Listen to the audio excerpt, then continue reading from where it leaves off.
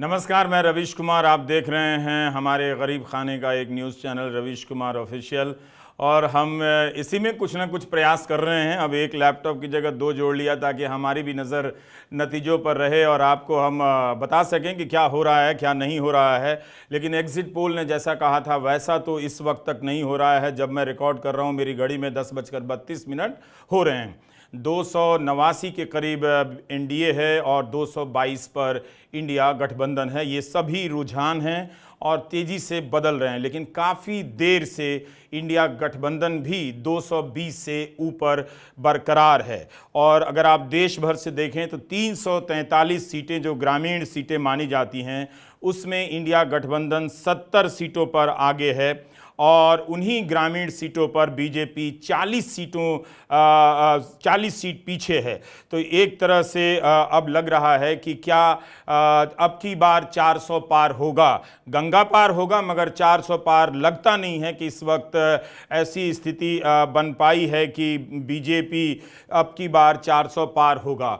बाजार जिस तरह से गिर रहा है उसे इसी वक्त सरकार की ज़रूरत है कि कोई उसे थाम ले, कोई उसे उठा ले, कोई अपनी बाहों में उसे थाम ले और बचा ले बाज़ार को। लेकिन कल जिन लोगों ने बाज़ार में सपने देखे थे वो आज इस वक्त बहुत रो रहे होंगे कि कहीं गलती तो ना कर दें। मगर ये ज़रूर है कि एनडीए की सरकार बन रही है, इसमें कोई दो राय नहीं अभी तक के रुझानों के अनुसार। मगर विपक्ष भी बहुत कमज़ोर नहीं हो रहा है। ये उस चुनाव की सबसे बड़ी सफलता है। ये 400 पार का नारा थोड़ा इस वक्त मुश्किल लगता है क्योंकि कांग्रेस को राजस्थान से भी 7 से 8 और कई बार 9 सीटों पर बढ़त मिल रही है, हरियाणा से 6 सीटों पर बढ़त मिल रही है। लेकिन उत्तर प्रदेश पर हमारा फोकस है कि यूपी और बिहार, इन 2 सीटों पर, 2 राज्यों में 120 सीटें होती हैं। क्या यूपी से नरेंद्र मोदी को मजबूती मिलेगी? क्या उत्तर प्रदेश ने नरेंद्र मोदी के 400 पार के नारे को नीचे कर दिया है, कमज़ोर कर दिया है? यूपी में किसकी जवाबदेही तय होगी बीजेपी के भीतर से, आप समझ सकते हैं। लेकिन यह भी हो सकता है कि अगर उत्तर प्रदेश में बीजेपी कमज़ोर हुई तो योगी आदित्यनाथ मजबूत होंगे। ये एक बड़ी बात जो खबर ये आ रही है कि जो कांग्रेस है वो 100 सीटों के पार जा रही है। तो ये इस चुनाव का सबसे सुंदर नतीजा यह होगा कि एक मजबूत विपक्ष आए और उसका एक नेता विपक्ष हो। जिस अहंकार से प्रधानमंत्री नरेंद्र मोदी ने कहा था कि नेता विपक्ष भी नहीं होगा, ये कोई अच्छी बात तो नहीं है। मतलब आप सत्ता के मद में कुछ भी ना कहें कि आप जीत गए तो बाकी संस्थाओं की ज़रूरत नहीं, प्रेस की ज़रूरत नहीं, पत्रकार की ज़रूरत नहीं। तो उत्तर प्रदेश ने लगता है कि बीजेपी को बहुत ज़्यादा डाउन किया है, क्योंकि यहाँ पर अगर 40-42 सीटों पर रुझानों का हाल देख रहे थे तो बीजेपी आगे चल रही है, तो सपा भी 35 से और कांग्रेस गठबंधन भी आगे पीछे ये हो रहे हैं। इंडिया गठबंधन को बिहार में 14 सीटों पर बढ़त नजर आ रही है। महाराष्ट्र में उद्धव ठाकरे की शिवसेना को 7 सीटें और कांग्रेस को 9 सीटें मिलती नजर आ रही हैं। तो एक तरह से हर राज्य से इस बार जनता ने चुनाव लड़ा है और विपक्ष को मजबूत किया है। ये एक अगर मजबूत विपक्ष आता है तो इस चुनाव से पहले जो लोकतंत्र हार रहा था वो लोकतंत्र वापसी करता हुआ नजर आ रहा है। अगर भारत में लोकतंत्र मजबूत होगा तो पूरी दुनिया के लिए आज की उम्मीद की खबर है। लोकतंत्र के चाहने वाले लोग आज की रात जश्न मना सकते हैं कि एक मजबूत, लोगों ने इतना निराश नहीं किया। एग्जिट पोल से लग रहा था कि विपक्ष धाराशायी हो गया है, मगर यह स्थिति नजर नहीं आ रही है। जरूर बीजेपी और एनडीए मिलाकर 272 का आंकड़ा बहुत आसानी से इस वक्त पार कर रहे हैं, मगर एक तरफा नहीं है। जो चुनाव कवरेज चल रहा था, लगा था कि 400 की आंधी उड़ेगी, वो नजर नहीं आ रहा है। अब देखिए, अमेठी से किशोरी लाल शर्मा स्मृति ईरानी पर बढ़त बनाए हुए हैं और कई बार कई चरणों में तक आते आते 14,000 वोटों से पीछे हो गई। प्रधानमंत्री मोदी भी बहुत ज्यादा बढ़त पर नहीं है, लेकिन आगे चल रहे हैं। उनका 1-2 राउंड में ही पीछे चले जाना ये बहुत बड़ा संकेत है। और इंडिया गठबंधन उत्तर प्रदेश में 35 सीट, कभी 42 था, हमारे पहले वीडियो में 35 सीटों पर आगे चल रहा है। लखीमपुर खीरी से अभय मिश्रा टेनी वो पिछड़ रहे हैं। मेरठ से अरुण गोविल जो पिछड़ रहे थे अब आगे चले गए हैं। पीलीभीत से जितेंद्र प्रसाद आगे हैं और इटावा से सपा का उम्मीदवार दौरे साहब अब आगे हो गए हैं। एक तरह से कैसरगंज से आप देखिए तो करण भूषण सिंह को टिकट देना बीजेपी के लिए फायदे में रहा, वो आगे चल रहे हैं। तो लगता नहीं है कि ये कोई मोदी वेव का इलेक्शन था। जो कहा जा रहा था वही सच निकला। जो ज़मीन पर जाने वाले पत्रकारों ने कहा था कि किसी के लहर नहीं है, अभी तक जब हमारी घड़ी में 10:37 हो रहे हैं तब तक यही लगता है। दिन के अगले हिस्से में क्या हो जाए वो हम नहीं कहते हैं, तब ये हमारा विश्लेषण बदलेगा। लेकिन जिस तरह से जो समा बांधा गया था कि बीजेपी की लहर है, 400 सीटें आएंगी, वो नज़र नहीं आ रही है आंध्र प्रदेश में। लेकिन चंद्रबाबू नायडू काफ़ी अच्छा कर रहे हैं, ये बीजेपी को वहाँ फ़ायदा हो सकता है। तो बीजेपी उत्तर प्रदेश से बहुत ज़्यादा मजबूत जीत के साथ आती हुई नज़र नहीं आ रही है।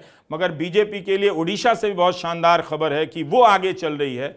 यहाँ पर कहा गया था कि उसकी सरकार बन सकती है, लेकिन उत्तर प्रदेश में चंद्रशेखर रावण जो हैं वो नगीना से 30,000 वोट से आगे जा चुके हैं। लेकिन जो आप देखिए कि एनडीए को जो 100 सीटों पर बढ़त है उसमें मार्जिन बहुत ज़्यादा नहीं है। उसी तरह से इंडिया को जो 79 सीटों पर बढ़त है उसमें भी मार्जिन बहुत कम है। तो सीटों में अभी बहुत बदलाव होने जा रहा है। अनुप्रिया पटेल पीछे चल रही थी, वो आगे आ गई हैं। मुजफ्फरनगर की सीट पर भी काफ़ी अदला बदली हो रही है। कभी हरेंद्र मलिक आगे जा रहे हैं, कभी संजीव बलियान जा रहे हैं। और समाजवादी पार्टी और कांग्रेस उत्तर प्रदेश में अच्छा कर रही है। जितनी उम्मीद कर रही थी उसी के आसपास उसका प्रदर्शन नज़र आ रहा है। नगीना से हमने बताया, रायबरेली से राहुल गांधी आगे चल रहे हैं। लेकिन दिल्ली में जो 7 सीटें हैं उसमें से बीजेपी आगे चल रही है। तो इसका मतलब है कि भारतीय जनता पार्टी अन्य राज्यों से ज़्यादा मेकअप करती हुई नज़र आ रही है। पर सवाल यह है कि क्या बीजेपी उत्तर प्रदेश में अपनी बढ़त बनाएगी आने वाले चरणों में, और जैसे जैसे दिन चढ़ता जाएगा हम नतीजों के करीब पहुंचेंगे। तो एक तरह से 222 के करीब हमने शुरू किया था, 224 पर इंडिया गठबंधन आगे था, अब 222 पर है। तो एक तरह से आप देखिए तो इंडिया गठबंधन भी अपना खूंटा थामे हुए है। बीजेपी की सरकार बनती हुई तो नजर आ रही है क्योंकि 292 सीटों पर आगे चल रहे हैं, मगर 400 का नारा इस वक्त तक उड़ गया है। अगर आप 400 सीटों पर आगे चलते हैं तो पहले दूसरे दौर से आप बढ़त बनाने लग जाते हैं। जिस तरह से विपक्ष ने अपने आप को तैयार किया था, मुझे लगता है कि उसका असर दिख रहा है कि कार्यकर्ताओं का मनोबल इस वक्त बढ़ गया होगा। आखिर तक वो टिके रहने का उनके भीतर प्रण जगा होगा। हमीरपुर से अनुराग ठाकुर भी अच्छे खासे वोट से आगे हैं, उनकी लीड बहुत ज़्यादा है। उसी तरह से कन्नौज में भी अखिलेश यादव ने 35,000 की लीड बना ली है। ये सब काफ़ी अगले 2-3 चरणों में उम्मीदवार को बढ़त देती है। आप कह सकते हैं कि जीत की ओर अग्रसर हैं। तो एक तरह से ये जो चुनाव है एक तरफा जिसे बताया जा रहा था वो होता हुआ नजर नहीं आ रहा है। मगर सबसे बड़ा सवाल उत्तर प्रदेश का है। क्या उत्तर प्रदेश ने आज की जीत को फीका कर दिया? जिस तरह से इस जीत का जश्न मनाने की बीजेपी तैयारी कर रही थी, बड़े पैमाने पर खबरें छप रही थी, ये किया जाएगा वो किया जाएगा, लेकिन राम मंदिर के गढ़ में उत्तर प्रदेश में बीजेपी राम मंदिर के उद्घाटन के 3 महीने बाद अगर मतदान हुआ और उसे इतनी सफलता नहीं मिल रही है, इससे पता चल रहा है कि जनता ने गरीबी, बेरोजगारी, भूख, महंगाई को तवज्जो दी है। और ये पता भी चल रहा और ये संदेश भी है कि जो भी नई सरकार की गद्दी पर बैठेगा, अगर नरेंद्र मोदी तीसरी बार बनते हैं प्रधानमंत्री और बीजेपी के भीतर कोई राजनीतिक कुचक्र नहीं चलता है, तो ये देखना पड़ेगा, उन्हें भी देखना पड़ेगा कि इस समस्या का अब निराकरण करना पड़ेगा। आप मंदिर, मंगलसूत्र, मुसलमान का नाम लेकर भारत की जनता को बहुत ज़्यादा दिनों तक नहीं डरा सकते हैं। डरने की भी एक सीमा होती है। संस्थाओं, जिस तरह से संस्थाएं, जांच एजेंसियां बेलगाम हो गई थीं, वो लगता है कि उसे भारत की जनता ने उसे अपनी चिंता जाहिर की है, उसे थामने का प्रयास किया है। नहीं तो इस वक्त तक जब मैं अपना समाप्त कर रहा हूं, 10:42 हो रहे हैं मेरी घड़ी में, 225 पर इंडिया गठबंधन आगे है, 290 पे एनडीए है। और गुजरात में भी कांग्रेस अभी 4 सीटों पर आगे चल रही थी, 2 सीटों पर आगे है। एक सीट पर भी कांग्रेस का वहां जीत जाना अमित शाह नरेंद्र मोदी को शायद पसंद ना आए। और आप ये भी देखिए कि जो राज्य हैं, बीजेपी इस वक्त 240 सीट पर आगे है और कांग्रेस 103 पर। कांग्रेस का 103 पर जाना ये एक बड़ी खबर है। राहुल गांधी ने कांग्रेस को कहां से खींच कर लाए। उन्होंने मल्लिकार्जुन खड़गे जो कांग्रेस के अध्यक्ष हैं, 83 साल की उम्र में कितना अच्छा उन्होंने एक तरह से मोर्चा संभाला, 100 से करीब 100 रैलियां की, राहुल गांधी ने भी पदयात्रा। तो इन सब का लग रहा है कि एक मजबूत कांग्रेस उभर कर सामने आ रही है। नेता विपक्ष का पद शायद कांग्रेस के पास हो। अभी हम नतीजे की बात नहीं कर रहे, जो रुझान है उससे जरूर संतुष्ट हैं कि एक मजबूत विपक्ष आया है और सत्ता जिसके पास भी जा रही है जनता उसे अहंकारी नहीं बना रही है। तो ये जो जनादेश आ रहा है वो अहंकार के खिलाफ जनादेश है, वो नफरत के खिलाफ जनादेश है, वो बेरोजगारी के पक्ष में दिया जाने वाला जनादेश है।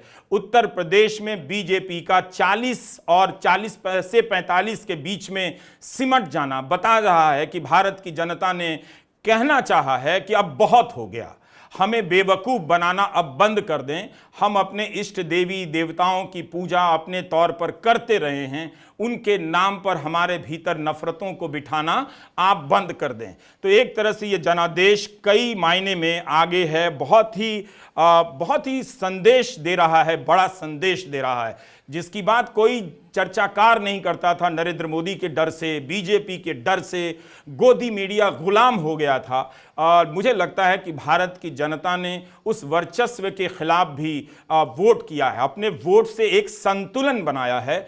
और इसका जो संदेश है वो संतुलित भारत का संदेश है। विकसित भारत तो होना चाहिए, मगर उससे पहले संयमित और संतुलित भारत होना चाहिए, जहां हर कोई आत्मविश्वास के साथ अपना जीवन यापन कर सके। तो उत्तर प्रदेश ने नरेंद्र मोदी को एक बड़ा संदेश भेजा है कि हम आपको 2014 में जिस तरह से हमने आपके प्रति विश्वास व्यक्त किया था और आप जीत का परचम लहराते हुए दिल्ली गए थे, पुलवामा में भी कम हो गए थे बालाकोट की स्ट्राइक में 2019 में, 2024 में बीजेपी 40 से 45 के आसपास सिमटती नजर आ रही है। हम कोशिश करेंगे ज़्यादा से ज़्यादा और वीडियो बनाएं जितना बना सकते हैं, क्योंकि सारा विज्ञापन तो गोदी चैनलों के पास चला गया है। काश इसका कोई हिसाब करता कि 10 साल में कितने हजार करोड़ सरकार की गुलामी के उनके मिले हैं, लेकिन वो होगा या नहीं होगा मैं नहीं जानता। पर आप लोग मुझे देख रहे हैं इस हालत में और इस तरह से अकेले, इसके लिए भी आपका बहुत बहुत शुक्रिया। देखते रहिए रवीश कुमार ऑफिशियल, ज्वाइन भी कीजिएगा। नमस्कार।